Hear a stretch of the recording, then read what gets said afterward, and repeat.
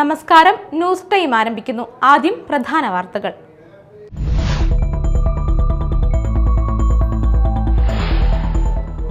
തൃശൂർ പൂരത്തിന് മാസങ്ങൾ മാത്രം ശേഷിക്കെ പൂരം നടത്തിപ്പിനെ ചൊല്ലി തിരുവമ്പാടി പാറമേക്കാവ് ദേവസ്വങ്ങളും കൊച്ചിൻ ദേവസ്വം ബോർഡും തമ്മിൽ തർക്കം കൊച്ചിൻ ദേവസ്വം ബോർഡ് സമാന്തര പ്രദർശനം നടത്താൻ ടെൻഡർ ക്ഷണിച്ചതിനെ ചൊല്ലി.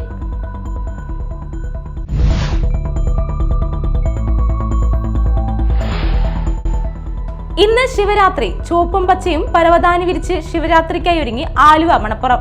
സുരക്ഷയ്ക്കായി റൂറൽ ജില്ലാ പോലീസ് മേധാവി വൈഭവ് സക്സേനയുടെ നേതൃത്വത്തിൽ 1500 പോലീസുകാർ.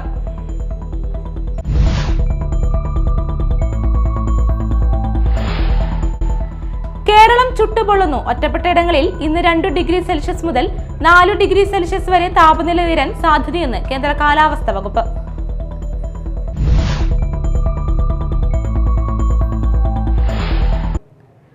വാർത്തകൾ വിശദമായി. തൃശൂർ പൂരത്തിന് മാസങ്ങൾ മാത്രം ശേഷിക്കെ പൂര നടത്തിപ്പിനെ ചൊല്ലി തിരുവമ്പാടി പാറമേക്കാവ് ദേവസ്വങ്ങളും കൊച്ചിൻ ദേവസ്വം ബോർഡും തമ്മിൽ തർക്കം. വർഷങ്ങളായി ഇരു ദേവസ്വങ്ങളും നടത്തിവരുന്ന പൂരം പ്രദർശനത്തിനൊപ്പം കൊച്ചിൻ ദേവസ്വം ബോർഡ് സമാന്തര പ്രദർശനം നടത്താൻ ടെൻഡർ ക്ഷണിച്ചതാണ് തർക്കത്തിന് കാരണം. നിലവിലെ കൊച്ചിൻ ദേവസ്വം ബോർഡ് അംഗങ്ങളുടെ കാലാവധി അവസാനിക്കുന്നതിന് തൊട്ടു മുൻപ് പ്രഖ്യാപിച്ച നീക്കത്തിന് പിന്നിൽ ദുരൂഹതയുണ്ടെന്നാണ് ആരോപണം. തൃശൂർ പൂരത്തിന്റെ നടത്തിപ്പിനും സംഘാടനത്തിനുമുള്ള പ്രധാന വരുമാന സ്രോതസ്സാണ് വർഷങ്ങളായി നടക്കുന്ന പൂരം പ്രദർശനം. തേക്കിൻകാട് മൈതാനിയിൽ തിരുവമ്പാടി പാറമേക്കാവ് ദേവസ്വങ്ങളുടെ നേതൃത്വത്തിലാണ് ഇക്കാലമത്രയും പ്രദർശനം നടത്തി വന്നിരുന്നത്. സർക്കാർ സ്ഥാപനങ്ങൾ മുതൽ കോർപ്പറേറ്റ് കമ്പനികൾ വരെ പ്രദർശനത്തിന്റെ ഭാഗമായി പങ്കെടുക്കും. 1.5 മാസത്തോളം നീണ്ടുനിൽക്കുന്ന പ്രദർശനത്തിലൂടെ ലഭിക്കുന്ന വരുമാനം ഉപയോഗിച്ചാണ് തൃശൂർ പൂരത്തിന്റെ ചെലവുകൾ നടത്തിവരുന്നത്. എന്നാൽ ഇതിന് തിരിച്ചടിയാകും വിധമാണ് ഇപ്പോൾ സമാന്തര പ്രദർശനം നടത്താനുള്ള ദേവസ്വം ബോർഡിന്റെ തീരുമാനം. കൊച്ചിൻ ദേവസ്വം ബോർഡിന്റെ സമാന്തര പ്രദർശന നീക്കത്തിന് പിന്നിലുള്ള ഗൂഢാലോചന CBI അന്വേഷിക്കണമെന്ന് തിരുവമ്പാടി ദേവസ്വം സെക്രട്ടറി കെ ഗിരീഷ് കുമാർ പ്രതികരിച്ചു.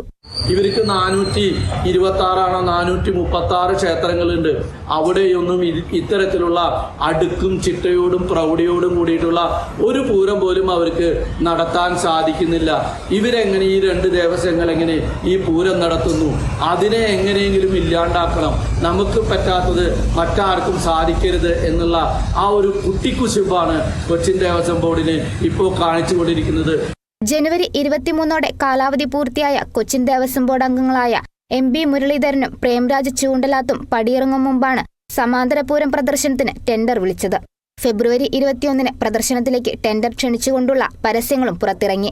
ഇത് പൂരം നടത്തിപ്പിനെ വെല്ലുവിളിക്കും വിധമുള്ള നടപടിയാണെന്നാണ് വിമർശനങ്ങൾ. അതേസമയം ആരാണ് ഇത്തരമൊരു തീരുമാനമെടുത്തതെന്നോ ടെൻഡർ ക്ഷണിച്ചതെന്നോ അറിയില്ലെന്നാണ് ജനുവരി 15 കാലാവധി പൂർത്തിയാക്കിയ മുൻ Cochin Devaswom board president doctor MK Sudarshan പറയുന്നത്. ട്രേഡ് ഫെയർസ് അതുപോലെ എക്സിബിഷനൊക്കെ നടത്താൻ വേണ്ടിയുള്ള ഒരു തീരുമാനം എടുത്തിട്ടുള്ളത്. പക്ഷേ അത് ഈ ദിവസങ്ങളിൽ നടത്താൻ വേണ്ടിയല്ല. പൂരം എക്സിബിഷൻ അല്ലാത്ത മറ്റുള്ള ഓണം ഫെയർ അതുപോലെ തന്നെ ക്രിസ്മസ് ഫെയർ അങ്ങനെയുള്ള രീതിയിലാണ് നടത്താൻ വേണ്ടിയുള്ള തീരുമാനമാണ് മുമ്പ് എടുത്തിട്ടുള്ളത്. ഇതിപ്പോൾ എങ്ങനെയാണ് വന്നിട്ടുള്ളത് എന്നുള്ളത് അത് ബന്ധപ്പെട്ടവരായിട്ട് തീർച്ചയായിട്ടും അത് ചർച്ച ചെയ്യുന്നുണ്ട്.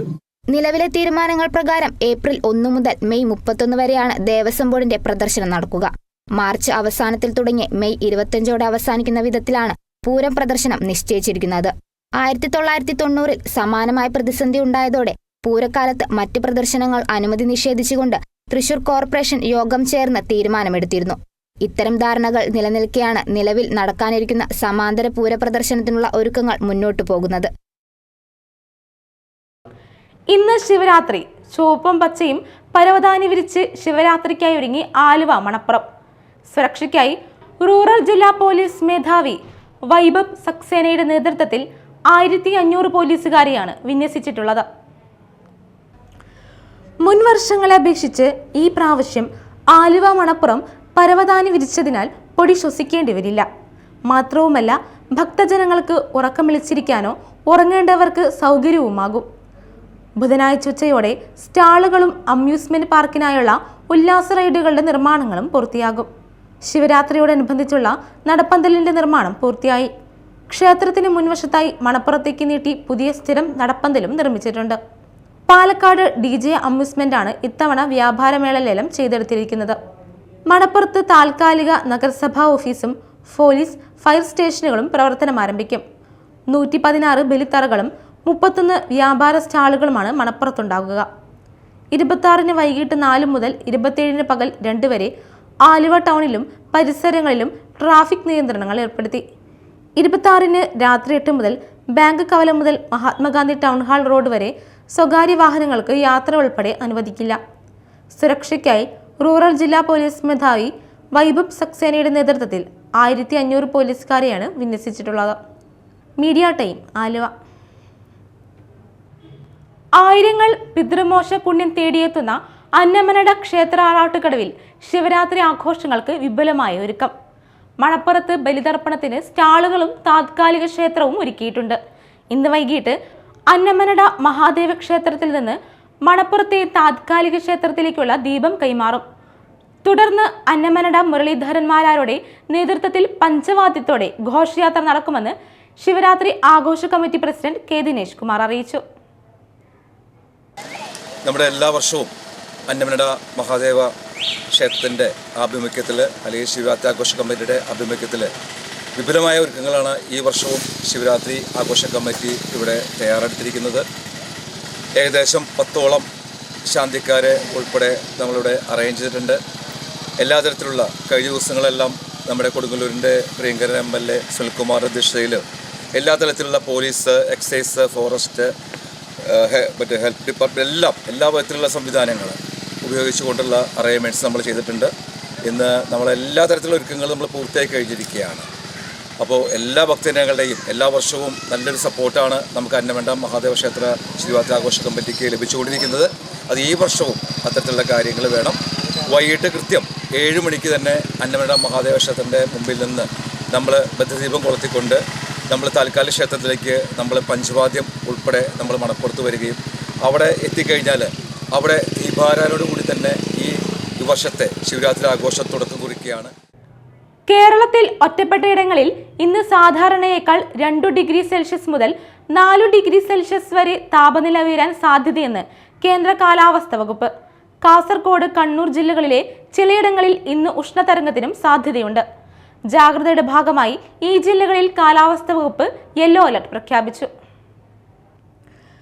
കണ്ണൂർ, കാസർഗോഡ് ജില്ലകളിൽ ഉയർന്ന താപനില 39 ഡിഗ്രി സെൽഷ്യസ് വരെയും, കോഴിക്കോട്, മലപ്പുറം, തൃശൂർ, പാലക്കാട്, കോട്ടയം, കൊല്ലം, പത്തനംതിട്ട ജില്ലകളിൽ 37 ഡിഗ്രി സെൽഷ്യസ് വരെയും, എറണാകുളം, ആലപ്പുഴ ജില്ലകളിൽ ഉയർന്ന താപനില 36 ഡിഗ്രി സെൽഷ്യസ് വരെയും ഉയരാനാണ് സാധ്യത. ഉയർന്ന താപനിലയും ഈർപ്പമുള്ള വായുവും കാരണം ചൂടും അസ്വസ്ഥതയുമുള്ള അന്തരീക്ഷ സ്ഥിതിക്ക് സാധ്യതയുണ്ട്. ഉയർന്ന ചൂട്, സൂര്യാഘാതം, സൂര്യതാപം, നിർജ്ജലീകരണം തുടങ്ങി നിരവധി ഗുരുതരമായ ആരോഗ്യ പ്രശ്നങ്ങൾക്ക് കാരണമാകുമെന്ന് സംസ്ഥാന ദുരന്ത നിവാരണ അതോറിറ്റി മുന്നറിയിപ്പ് നൽകി. News desk, media time. Puliyilappara ആദിവാസി മേഖലയിൽ വൻതോതിൽ മദ്യം വിൽപ്പന നടത്തി വന്നിരുന്ന ചാലക്കുടി കൂടപ്പുഴ സ്വദേശി പട്ടത്തിവീട്ടിൽ രമേശ് എന്നയാളെ 40 ലിറ്റർ ജവാൻ മദ്യവും അത് കടത്തിക്കൊണ്ടുവരാൻ ഉപയോഗിച്ച മഹീന്ദ്ര ജീപ്പും സഹിതം ചാലക്കുടി എക്സൈസ് റേഞ്ച് പിടികൂടി. ആദിവാസി മേഖല കേന്ദ്രീകരിച്ച് ശക്തമായ പട്രോളിംഗ് വരും ദിവസങ്ങളിൽ തുടരുമെന്ന് എക്സൈസ് അധികൃതർ അറിയിച്ചു. Chalakudy excise range inspector Harish സിയും പാർട്ടിയും ചേർന്നാണ് രമേശിനെ പിടികൂടിയത്. അതിരപ്പള്ളി പഞ്ചായത്തിലെ വാഴച്ചാൽ മുതൽ പുളിയിലപ്പാറ, മുക്കുംപുഴ വരെയുള്ള വിവിധ ആദിവാസി ഉന്നതികൾ കേന്ദ്രീകരിച്ച് വ്യാപക മദ്യവിൽപ്പന നടത്തി വന്നിരുന്ന രമേശ് സ്ഥിരമായി ജവാൻ മദ്യമാണ് വിൽപ്പന നടത്തി വന്നിരുന്നത്. ആയതിനാൽ പുളിയിലപ്പാറ മേഖലകളിൽ ജവാൻ രമേശ് എന്ന ഓമന പേരിലാണ് ഇയാൾ അറിയപ്പെട്ടിരുന്നത്. 1500 മുതൽ 2000 രൂപയ്ക്ക് വരെ വളരെ കൂടിയ വിലയ്ക്കാണ് ആദിവാസി ഉന്നതികളിൽ മദ്യവിൽപ്പന നടത്തി വന്നിരുന്നത്. ഇത്തരത്തിൽ മദ്യത്തിന് അടിമകളായി മാറിയ ആദിവാസി സമൂഹം കടുത്ത മദ്യപാനശക്തിക്കും അതുവഴി വൻ കടബാധ്യതയിലും ചെന്നുവീഴുന്ന സാഹചര്യം നിലവിലുണ്ട്. പിടിയിലായ രമേശ് ഉൾപ്പെടെ വൻ വ്യാജമദ്യ ലോബി ആദിവാസി മേഖല കേന്ദ്രീകരിച്ച് ഈ മേഖലയിലേക്ക് ഉദ്യോഗസ്ഥർക്ക് എത്തിച്ചേരുന്നതിനുള്ള ദൂരക്കൂടുതൽ മൂലമുള്ള പ്രയാസം മുതലെടുത്ത് വ്യാജമദ്യ വിൽപ്പന നടത്തിവരികയായിരുന്നു. മലയോര മേഖലയിലുള്ള കടകളിലേക്ക് ചാലക്കുടി മാർക്കറ്റിൽ നിന്നും പലചരക്ക് സാധനങ്ങൾ കടത്തിക്കൊണ്ടുപോകുകയാണെന്ന വ്യാജേനയാണ് മദ്യം ചാക്കുകളിലാക്കി കടത്തിക്കൊണ്ടുവന്നിരുന്നത്. കേസെടുത്ത പാർട്ടിയിൽ AEI Shaji PP, Jaison Jose, Joshi CA, WCEO Pinky Mohandas, CEO Rakesh TR, Muhammad Shan എന്നിവർ ഉണ്ടായിരുന്നു. ആദിവാസി മേഖല കേന്ദ്രീകരിച്ച് ശക്തമായ പട്രോളിംഗും വരും ദിവസങ്ങളിൽ തുടരുമെന്ന് എക്സൈസ് അധികൃതർ അറിയിച്ചു. Media time, Chalakudy.